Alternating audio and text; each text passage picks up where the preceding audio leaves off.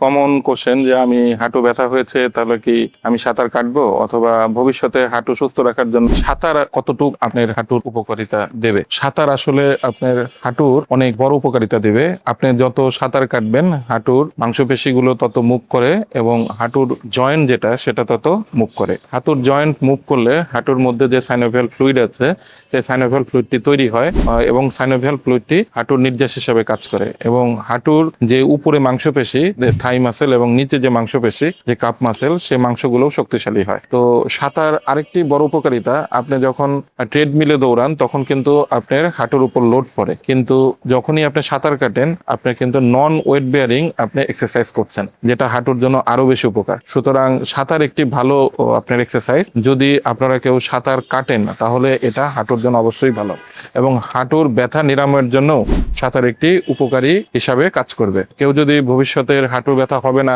এই কথা চিন্তা করে সাঁতার কাটেন, এটা অবশ্যই খুব ভালো একটি দিক। আবার কারো হাঁটু ব্যথা হয়েছে সেও যদি সাঁতার কাটেন, সেটাও হাঁটু ব্যথা উপশমের ক্ষেত্রে আপনি কাজ করবে। আপনারা সাঁতার কাটতে পারেন, হাঁটুর উপকারী হবে। তো ভালো থাকবেন এবং সুস্থ থাকবেন। ধন্যবাদ।